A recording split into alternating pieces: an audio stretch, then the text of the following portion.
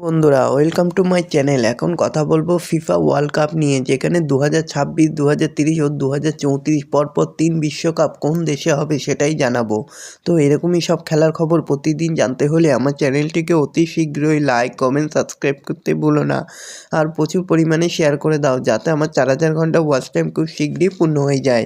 তো বন্ধুরা, সামনেই ফিফা ওয়ার্ল্ড কাপ আসতে চলেছে। 2026-এ ফুটবল বিশ্বকাপ অনুষ্ঠিত হবে কোন দেশে সেটাই জানাবো।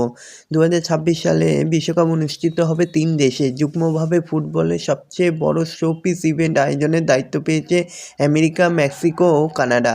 এই 3 দেশে মোট 16টি শহরে হবে বিশ্বকাপ। এই প্রথমবার 32টি দলের বদলে অংশ নেবে 48টি দল।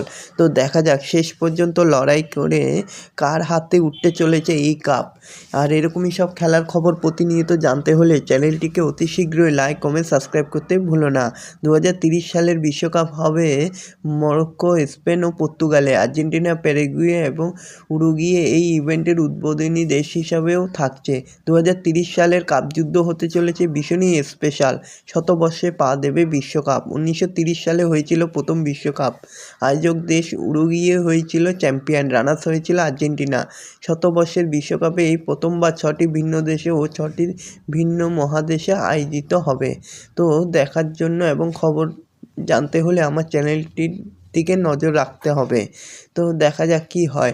2026 সালের থেকেও 2030 সালের বিশ্বকাপটা একটু অন্যরকমইভাবে হতে চলেছে, কারণ বিশ্বকাপে শতবর্ষে পা দেবে বিশ্বকাপ, যেখানে প্রথম হয়েছিল 1930 সালে প্রথম বিশ্বকাপ, যেখানে আয়োজক দেশ হিসেবে উরুগুয়ে হয়েছিল চ্যাম্পিয়ন। কিন্তু 2034 সালে ফের এক মরু দেশে বিশ্বকাপ হতে চলেছে, কাতারের পর এবার সৌদি আরব।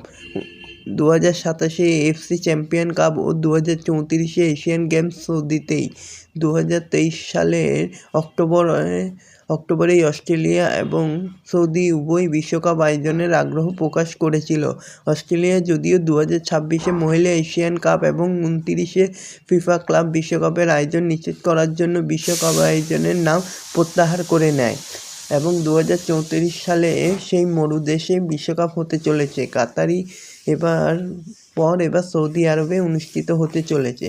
তো এরকমই সব ফুটবলের খবর প্রতিনিয়ত জানতে হলে আমার চ্যানেলটিকে অতি শীঘ্রই লাইক, কমেন্ট, সাবস্ক্রাইব করতে ভুলো না। ধন্যবাদ সবাইকে।